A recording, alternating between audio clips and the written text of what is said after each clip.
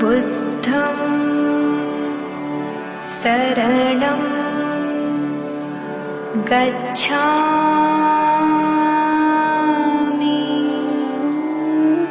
जय भीम दोस्तों, मैं रजत मौर्य आप सभी का स्वागत करता हूं बहुजन साहित्य के इस विशेष कार्यक्रम किताब पर चर्चा में, जहां हम चर्चा करते हैं बहुजन लेखकों द्वारा लिखी गई किताबें और बहुजन मुद्दों पर केंद्रित किताबों पर। दोस्तों, आज इस वीडियो में हम चर्चा करेंगे उत्पादक सैनिकों के बारे में। किस तरीके से इस देश के ग्रामीण, सामाजिक, आर्थिक, राजनीतिक और सांस्कृतिक दर्शन को गढ़ने में इस देश के उत्पादक सैनिकों ने महत्वपूर्ण योगदान दिया। इस चर्चा में हम इस किताब का सहारा लेंगे। इस किताब का नाम है हिंदुत्व मुक्त भारत, दलित बहुजन सामाजिक, आध्यात्मिक और वैज्ञानिक क्रांति पर मंथन। इस किताब को खरीदने का लिंक आपको नीचे डिस्क्रिप्शन बॉक्स में मिल जाएगा। वहां से जाकर आप इस किताब को खरीदिए, मंगाइए, खुद भी पढ़िए, अपने बच्चों को भी पढ़ाइए। वीडियो शुरू करने से पहले आप सभी से मेरा निवेदन है कि वीडियो को पूरा देखिएगा और चैनल को जरूर सब्सक्राइब कीजिए, ताकि आने वाले सभी वीडियो का नोटिफिकेशन आप लोगों तक पहुंच सके। अगर आप लोग चाहते हैं कि इस तरह का एजुकेशनल कंटेंट आपको लगातार मिलता रहे, तो बहुजन साहित्य का समर्थन कीजिए। इसके वीडियोस को ज्यादा से ज्यादा लोगों तक पहुंचाइए। इस किताब का रिव्यू ऑलरेडी किया जा चुका है, उसका लिंक आपको वीडियो के सबसे आखिरी में दे दिया जाएगा। इस किताब के ऊपर लगातार मैं वीडियो बना रहा हूं, उन सभी वीडियो को मैंने एक प्लेलिस्ट में डाल दिया है। उस प्लेलिस्ट का लिंक आपको ऊपर आई बटन पर मिल जाएगा, वहां पर जाकर क्लिक कीजिए। इस किताब के ऊपर बने सभी वीडियो को देखिए, बहुत ही एजुकेशनल वीडियो हैं। आपके मनोवैज्ञानिक और आध्यात्मिक गुलामी की दीवार को तोड़ने में बहुत ही सहायक सिद्ध होंगे, अगर ध्यान से समझेंगे और सुनेंगे तो।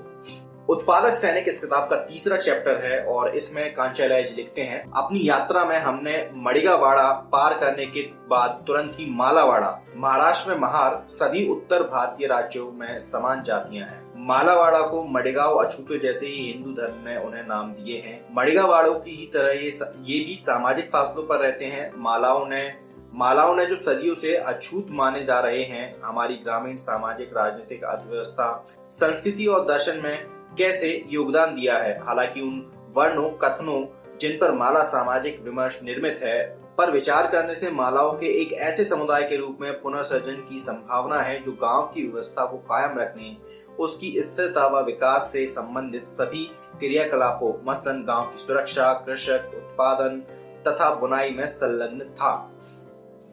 आगे लिखते हैं, माला न केवल निजी भूमि रखने के विरुद्ध थे, बल्कि सामूहिक संपत्ति के प्रति भी उन्होंने एक जबरदस्त झुकाव दिखलाया। इस बात के पर्याप्त साक्ष्य उनकी समकालीन जीवन प्रक्रिया तथा उनके दैनंदिन विचार विमर्श में भी पाए जा सकते हैं। दूसरी ओर ब्राह्मणवादी व्यवस्था ने अग्रहार भूमि, जिसे गांवों से बहुत दूर रहने वाले राजा की अनुशंसा प्राप्त थी, के रूप में निजी संपत्ति बनाते हुए अपना वर्चस्व स्थापित किया।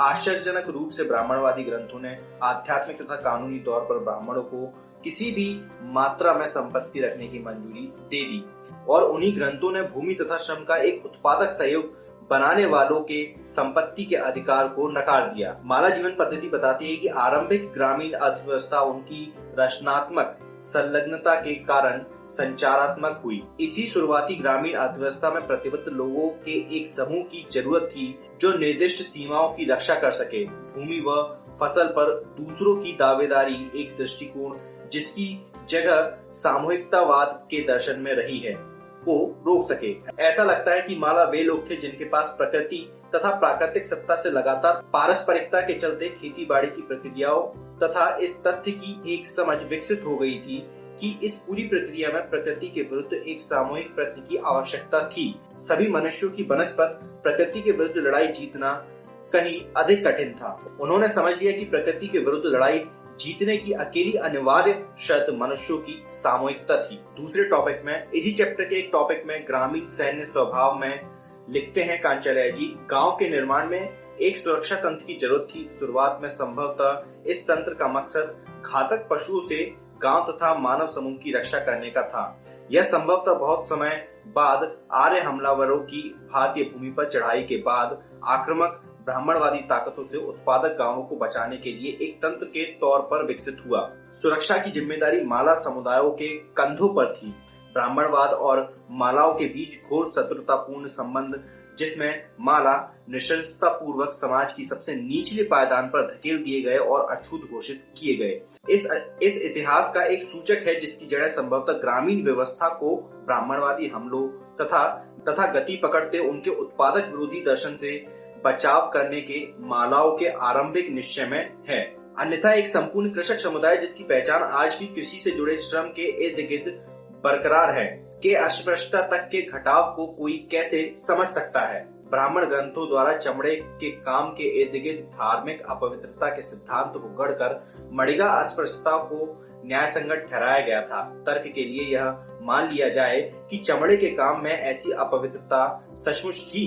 चमड़े का काम और धार्मिक अपवित्रता के ब्राह्मणवादी सिद्धांतों के अनुसार तो फिर मालाओं की अस्पृश्यता की स्थिति में पदावनीति को कैसे परिभाषित किया जाएगा। चमड़े के काम से जिस समुदाय की कभी कोई निकटता ही नहीं थी, इसके पीछे मूल कारण उत्पादक प्रणाली को लेकर ब्राह्मणवादी शक्तियों की मानसिकता का शत्रुतापूर्ण होना प्रतीत होता है। ऐतिहासिक तौर पर ब्राह्मणवादी वजूद का निर्माण ही एक उत्पादक विरोधी पूर्वाग्रह के साथ हुआ है। यहाँ पर कांचाराय जी स्पष्ट करने की कोशिश करते हैं कि जो चमार थे, जो कि चमड़े का काम करते थे, मरे हुए पशु को उठाते थे, उनको अस्पृश्य घोषित करने के पीछे जो ब्राह्मणवादी लोग थे उन्होंने कहा कि वो मरे हुए पशु को उठाते हैं, इसलिए उन्होंने उनको अस्पृश्य घोषित किया। लेकिन महाराष्ट्र के महार, जिनका ताल्लुक इस तरह के कामों से नहीं था, वो कृषक समाज से आते थे, कृषि खेती बाड़ी का उनका काम था, उनको अस्पृश्यता पर क्यों ढकेला गया? उनकी अस्पृश्यता को अगर श्रेणीबद्ध किया जाए तो उनकी अस्पृश्यता इतनी निचले पायदान पर क्यों लेकर गए वो लोग? उस पूरे कृषक समुदाय को इतना अछूत क्यों बनाया? उसके पीछे तर्क देते हैं कि जो ब्राह्मणवादी पूरा जो सिस्टम है वो हमेशा से प्रोडक्टिविटी या जो प्रोडक्शन करते हैं, जो उत्पादक वर्ग है, उनके विरोध में रहा है। इसलिए वो आखिर में यहाँ पर लिखते हुए कि ऐतिहासिक तौर पर ब्राह्मणवादी वजूद का निर्माण ही एक उत्पादन विरोधी पूर्वाग्रह के साथ हुआ है। जहाँ माला उपस्थित नहीं है वहाँ गांवों की सुरक्षा की जिम्मेदारी तेलगा तथा मुदिराजू लेते हैं। सामूहिक सुरक्षा की माला पद्धति हिंसक तरीकों से अपनी अभिव्यक्ति नहीं करती। उनके दार्शनिक क्षेत्र में हथियार महज प्रतीक थे, न कि हिंसा की स्थितियां पैदा करने वाले उपकरण। वास्तव में कवालोल्लू द्वारा इस्तेमाल हथियार लकड़ी के बने थे और वे ग्रामीण समुदाय में एक सुरक्षा का भाव पैदा करने तथा उनके भीतर भरोसा पैदा करने के मकसद से थे।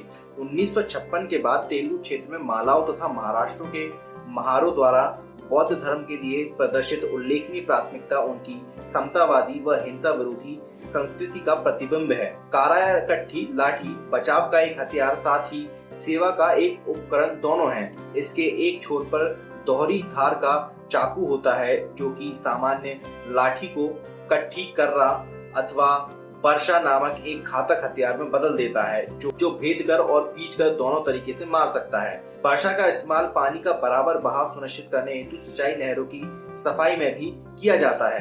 कई दक्षता से काठी चाकू भी चलाते हैं। यहाँ तक कि काठी भी एक दोहरी उपयोगिता वाला शस्त्र है, जिसका उपयोग आत्मरक्षा के साथ साथ शिकार करने के लिए भी किया जा सकता है। लेकिन काठी का एक थोड़ा संशोधित स्वरूप कांटा बन जाता है, जिसका इस्तेमाल फसल की कटाई तथा फसलों से खरपतवार हटाने के लिए किया जाता है। प्रतिरक्षा का माला दर्शन। प्रतिरक्षा की माला धारणा मूलतः क्षत्रियों से भिन्न थी। क्षत्रिय राजा रक्षण अथवा शाही राज्य की सुरक्षा में विश्वास करते थे, न कि ग्रामीण समुदाय की। क्षत्रियों की भूमिका स्थानीय सेना की तरह होती। प्रतिरक्षा की क्षत्रिय समझ पूर्ण सैनिकत्व की थी, जिसका जोड़ ब्राह्मणवाद के साथ मिलता है, जिसने ब्राह्मणों को पूर्ण पुरोहिती सौंपी। राज्य की रक्षा के नाम पर क्षत्रियों ने पड़ोसी राज्य पर चढ़ाई के लिए एक युद्धरत स्थायी सेना का निर्माण कर लिया। ब्राह्मण पुरोहित लगातार युद्ध भड़काने वाला तथा क्षत्रिय राजा लगातार हत्याएं करने वाला होता था। एक कालावधि के बाद इन दोनों जातियों ने शासन की शोषक प्रणाली में विशिष्टीकरण पा लिया और किसी भी तरह के उत्पादक क्रियाकलाप से अपने को अलग कर लिया। जिस किसी ने भी इस ब्राह्मण क्षत्रिय गठजोड़ की उत्पादक गतिविधियों में संलग्नता का सुझाव देने का साहस किया, उसे धर्म का उल्लंघन करता माना गया। अतः हिंदू विचार में धर्म को सही प्रकार से परजीवी उच्च जातियों के संरक्षण का एक तरीका कहा जा सकता है। अच्छा, ये जो पहले के समय में ब्राह्मण क्षत्रिय गठजोड़ था, वो आज के समय में बदल गया है। आजकल ब्राह्मण बनिया गठजोड़ ज्यादा काम करता है। नागरिक समाज में रीति चांडालों तथा शूद्रों के हमलों से ब्राह्मणों, क्षत्रियों व वैश्यों की आध्यात्मिक सूचिता की रक्षा के नाम पर पड़ी गई थी। दार्शनिक तौर पर प्रतीत होता है कि दंड नीति की धारणा का निर्माण चांडालों, आदिवासियों और शूद्रों को पढ़ने और लिखने के क्षेत्र से बाहर रखने के लिए की गई थी। माला तथा देश भर में उनकी समकक्षता वाले समुदाय दंड नीति की व्यवस्था के विरुद्ध ऐसा प्रतीत होता है। बहुत बहादुरी से लड़े थे, जैसा कि हम 1990 और 2006 में मंडल संघर्षों में देख चुके हैं। ब्राह्मणवादी समाज दलित और बहुजनों पर हमले करने में कहीं अधिक संगठित और अधिक बेरहम होने के कारण मंडल संघर्ष के पहले भी हर लड़ाई में कामयाब रहे थे। उन्होंने दंड नीति के आधुनिक रूप का इस्तेमाल किया। एक चीज मैं आप लोगों से कहना चाहता हूँ, किताब के अंदर बहुत सारी जानकारी होती है और वो पूरी जानकारी आपके सामने रखना मेरे लिए बहुत मुश्किल वाली बात होती है। आप ये देखिए, इसमें तकरीबन 300 के आसपास पेज हैं। वो सारे पेज मैं पढ़कर आपको बताऊं, ये मेरे लिए बहुत मुश्किल वाली बात है। अगर आप लोग इस किताब को खुद मंगाएं और पढ़ें तो ज्यादा बेहतर होगा। मैं केवल आपको ये छोटी छोटी जानकारी इसलिए देते रहता हूँ ताकि आप लोगों का इंटरेस्ट जागे। आप लोग जो नहीं पढ़ पा रहे हैं, एटलीस्ट उनको कुछ तो जानकारी मिले। पर मैं आप लोगों से बार बार निवेदन करूंगा कि किताब को मंगाइए और फिर पढ़िए, क्योंकि वो जरूरी है। अगर आप ऐसा नहीं करेंगे तो आप लोग उस मनोवैज्ञानिक गुलामी को नहीं तोड़ पाएंगे जिससे हम सभी ग्रसित हैं। प्रतिरक्षा का माला दर्शन अपने आप में समग्र था। यह लूटपाट करने वाले शत्रुओं से गांवों की रक्षा करता था।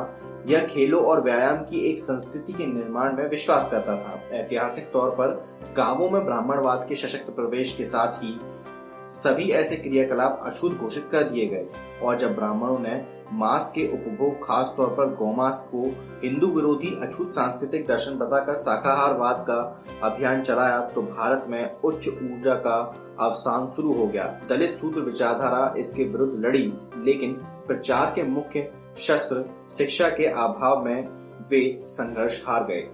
खेल और आहार संस्कृति। विश्व खेलों तथा स्वास्थ्य प्रणाली के विकास का आहार की आदतों तथा व्यायाम की संस्कृति से निकट संबंध है। यह एक जाना माना वैज्ञानिक तथ्य है कि सभी मांस उत्पादों में से गौमांस में सर्वोच्च मात्रा में प्रोटीन मिलता है। ब्राह्मणवादी समुदाय एक शासक क्षत्रिय के विरोध के बावजूद अपनी शारीरिक जरूरतों और राष्ट्र स्वास्थ्य के मद्देनजर भारत के दलितों पर अपनी आहार संस्कृति बरकरार रखी। ब्राह्मणवादी संस्कृति अभी राष्ट्रीय स्वास्थ्य को हानि पहुंचाने वाली बनी हुई है। ब्राह्मणवादी लेखकों द्वारा दिए गए विमर्शों की प्रस्तुतियों और पुनर्प्रस्तुतियों के जरिए शाकाहार का एक मिथकीय वर्चस्व निर्मित किया है। दक्षिण भारतीय दलित मुसलमानों तथा ईसाइयों के साथ मिलकर अपेक्षाकृत बड़े नागरिक समाज में इस मिथकीय वर्चस्व के विरोध में अपनी बीफ खाने की संस्कृति को लेकर डटे हुए हैं।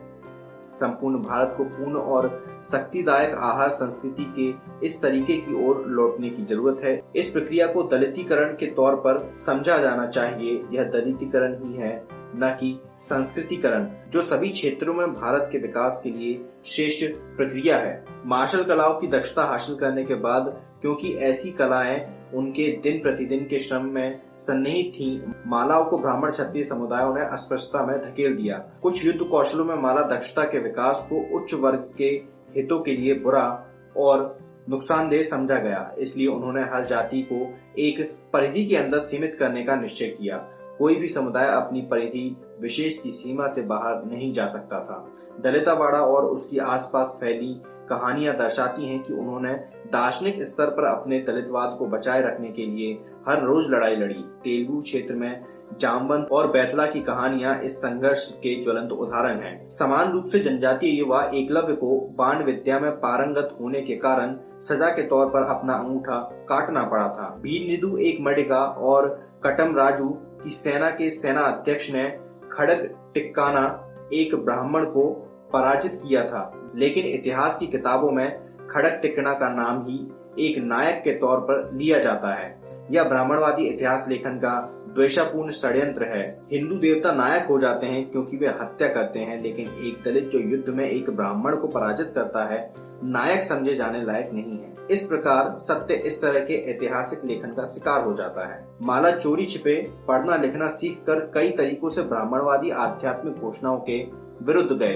अंबेडकरवाद के उद्भव की सामाजिक जड़ें माला की हिंदू विरोधी विचारधारा के इसी प्रकार और परोक्ष और प्रत्यक्ष गतिविधियों के भली भांति फैलाए हुए जाल में है। उत्पादन और सैन्यवाद का मिश्रण।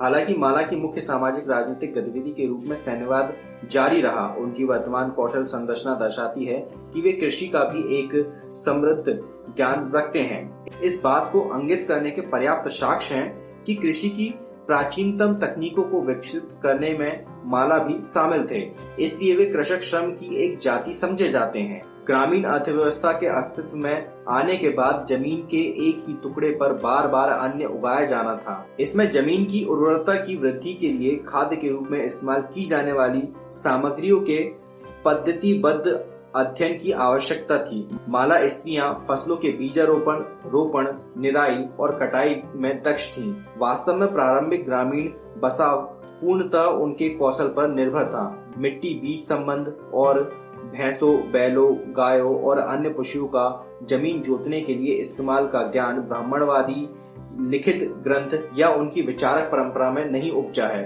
न तो उनके लिखित ग्रंथ में, न ही उनकी वर्तमान ज्ञान व्यवस्था कृषि संबंध उत्पादन में उनकी संलग्नता का कोई साक्ष्य प्रस्तुत करती है। कोई जाति या समुदाय जो उत्पादन गतिविधियों से दूर रहना चाहता है, निर्विवाद रूप से षड्यंत्रकारी राजनीति का माहिर बन जाता है। ब्राह्मण इस बात के ज्वलंत उदाहरण हैं। इतनी छलावापूर्ण सामाजिक आर्थिक राजनीति का अभ्यास करने वाली किसी सामाजिक शक्ति का अकेला समानांतर उदाहरण इजराइल के फारसियों का है। ईसा मसीह ने उनके विरुद्ध एक वीरतापूर्ण लड़ाई लड़ी। ठीक उसी प्रकार अम्बेडकर ने भारत के ब्राह्मणों के विरुद्ध अपनी वीरतापूर्ण लड़ाई लड़ी।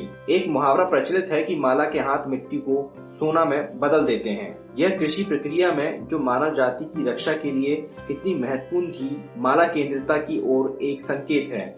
यही कारण है कि माला एक ऐसा समुदाय प्रतीत होता है जिनके पास अपना कोई शिल्प नहीं है। ऐसे सारे समुदाय जो कृषक उत्पादन की ओर उन्मुख हो गए, उनके कौशल अपने कौशल आधार में गैर शिल्पी प्रतीत होते हैं। ग्रामीण व्यवस्था में उपलब्ध कृषक साक्ष्य दर्शाता है कि मालाओं के पास अनेकों हुनर थे, जिन्होंने ग्रामीण अर्थव्यवस्था के कार्यान्वयन में उनकी भूमिका को अनिवार्य बना दिया। महाराष्ट्र के महारों के बारे में इतनी बेहतरीन जानकारी शायद ही आपको पूरे YouTube पर, पूरे इंटरनेट पर कहीं पढ़ने को, सुनने को, समझने को मिलेगी। मैं उम्मीद करता हूँ कि ये वीडियो आप लोग हर घर तक पहुंचाएंगे, हर मोबाइल तक पहुंचाएंगे। मैं उम्मीद करता हूँ कि ये वीडियो आप लोगों को पसंद आया होगा, कुछ समझने को, कुछ सीखने को मिला होगा। अगर ऐसा है तो नीचे कमेंट बॉक्स में कमेंट करके जरूर बताइएगा। इस किताब को खरीदने का लिंक आपको नीचे डिस्क्रिप्शन बॉक्स में मिल जाएगा। अगर आप लोग बहुजन साहित्य को कोई किताब डोनेट करना चाहते हैं तो नीचे डिस्क्रिप्शन बॉक्स में मेरा कॉन्टैक्ट नंबर दिया हुआ है, वहां से नंबर लेकर आप मुझसे संपर्क कर सकते हैं। अगर आप लोग बहुजन साहित्य की आर्थिक मदद करना चाहते हैं तो यहाँ स्क्रीन पर आपको मेरे अकाउंट डिटेल शो हो रहे होंगे, उसके माध्यम से आप जितनी चाहें उतनी समर्थन राशि हमें भेज सकते हैं। इस वक्त में आपके द्वारा दी गई समर्थन राशि हमारे लिए बहुत ज्यादा जरूरी है। आप लोग हमें हमारे सोशल मीडिया अकाउंट पर भी जरूर फॉलो करें। हम लोग फेसबुक, इंस्टाग्राम, ट्विटर, टेलीग्राम चारों जगह पर अवेलेबल हैं। मैं रजत मौर्य मिलता हूँ आपसे अगले वीडियो में फिर किसी किताब के साथ। तब तक अपना और अपनों का ध्यान रखें, पढ़ने की आदत को विकसित करें, क्योंकि पढ़ेगा इंडिया तभी तो बढ़ेगा इंडिया। जय भीम, जय भारत, जय संविधान, जय जोहर।